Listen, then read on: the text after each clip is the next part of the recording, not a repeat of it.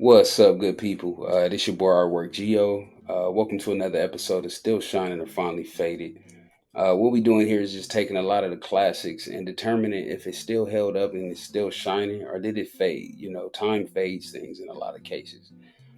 So we just want to be able to like determine that, and I want to review the cover. Excuse me. I want to be able to look at the cover and determine if I think that cover does justice to the film or the other way around. Because sometimes we'll see some artwork to a movie, get excited, see the movie, and the movie's trash. Sometimes it don't even make it past the trailer. You see the trailer to something, you like, that's what this is about. Like, I'm cool. So it's this like connection between the poster, the trailer, and then the movie. The trailer is crucial. A lot of people forget how important a good trailer is. It got to get you in the mood to see the film. If you miss the trailer and you just see the film, sometimes it don't make sense if you didn't see that trailer. Tell me in the comments if you know what I'm talking about, because there's films out there. If you don't see that trailer first, it kind of don't set you up properly, and then you see the movie and you might have saw the poster for it and you're like, what is this? I didn't know this was about that or whatever. And sometimes that's a pleasant surprise, and then it's times where you be like, man, I wish I would have like known kind of what this was about.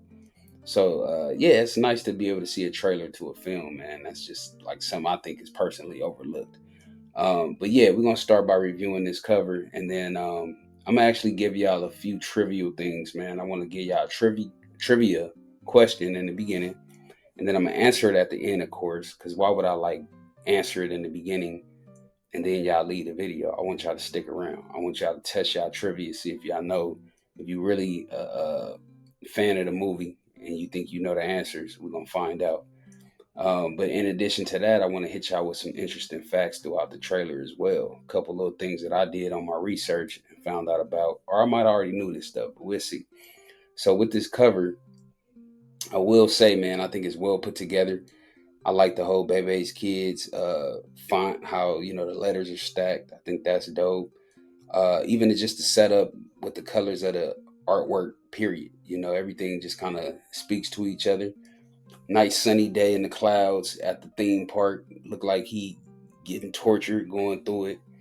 So yeah, man, this makes me want to see the movie. Like, I definitely want to see the movie looking at this cover. And it's another cover actually, which yeah, this other cover right here, I remember seeing this one too. Power to the little people. That right there, it is what it is. I think if I was young seeing that, that would have made me feel excited and cool and represented. But what I see low key is just like an adult. Seeing now that I'm older, I am seeing this different. I kind of feel for him more. Because as a kid, you don't think about what he going through. Like, I really wasn't tripping off of him as a kid. When I saw this film, it was just about, me looking at the movie and seeing the cartoon and it being funny and having just different stuff. But he was really stressed out. All because he had got with this chick who I believe, see, this is all off memory. I ain't seen this movie in a long time. And I like it this way because it kind of just naturally, you guys get to see my reaction to it, and see, just I feel how y'all feel. It ain't like I just seen the movie and I can be all like knowledgeable because I just saw Baby's Kids. Nah, like, I'm going off of what I remember. But yeah, like the girl, I think she was.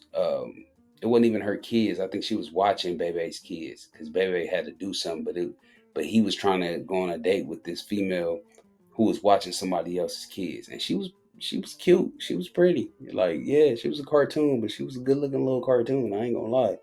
So yeah, like, I think that was a good cover. But we're gonna go ahead and get into the trailer because, of course, that's a step closer to the movie. So y'all let me know if anything stuck out.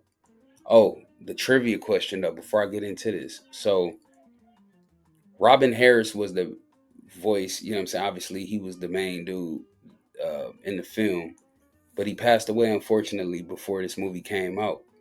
So my question to y'all is, who actually did his voice? And it was their first film after he passed. Who actually is the voice in this movie that's supposed to be Robin Harris? So y'all let me know in the comments, but I'm gonna definitely give y'all the answer at the end of this video.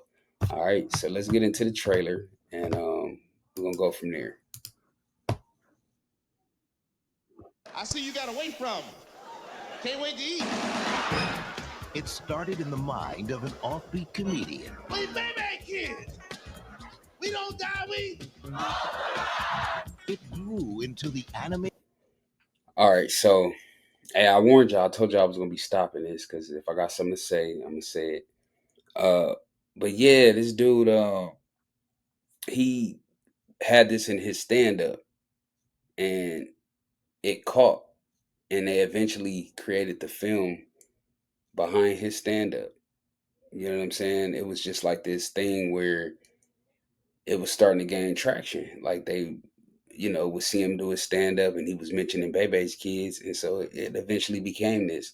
And like I said, unfortunately, he passed right before it really got into production, where he could lend his voice to it. But it's dope to be able to say that this was inspired by his stand up. World of Bebe's kids. I knew she was trouble. I should have known it when I met her. It was at a funeral. Who's that girl in that black dress? Woo! She's so fine, make me want to get a job. That was a fine little cartoon. Don't judge me, whatever. Told me, she said, if you want to get acquainted with me and my son. You should take us somewhere like Fun World.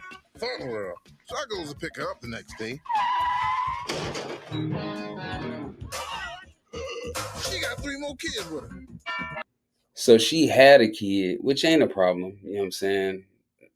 It is what it is. I've dated women with kids or with a kid. Um, I got a son and I'm single. And so whoever I date, I got a son.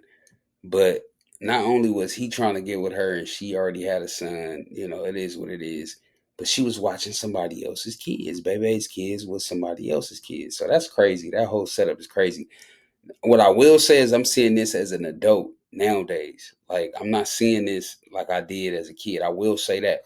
I'm not saying it loses its shine because of that, but it changes my perspective. I will say that. Let me know if you agree. Paramount Pictures presents Bebe's Kids. Those are double knit pants, are they? Try to bring it back, huh? Please familiarize and observe the rules while in Fun World. No running, no jumping, no yelling. That means you enjoy your stick. Bebe's Kids. We don't die, we multiply.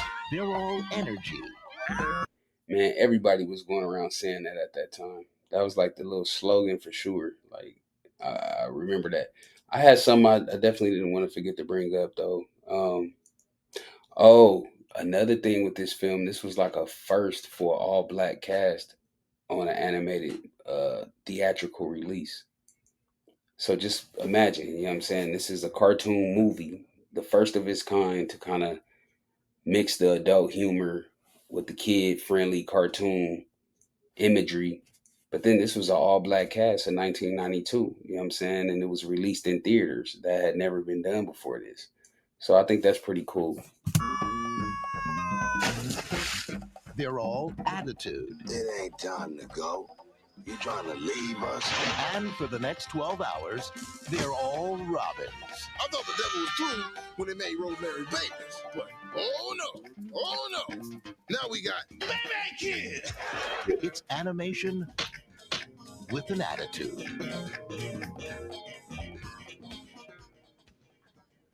All right, so I'm gonna be real, man. This movie ain't lost it. It's still shining. I still want to see this film. It's just one of them classics. I'm an adult now, so I do want to see it now and be able to like see it from the perspective of an adult. Because I definitely feel like being an adult changes the way you see this movie. But y'all let me know what y'all think, man. And then for anybody who stayed to the end of this, I appreciate you. So what I'm gonna do is give y'all the answer to that trivia question. I was gonna get creative and pull the video up, on here, but I don't know how effective that's gonna be. So I just tell you, Faison Love, man, Big Worm. He was really good at that voice, and now that I told y'all the answer, if you're gonna stick around, I might as well. For some reason, I would mock when Robin would call me Shaka Zulu. I said, "Get out of here, you black motherfucker."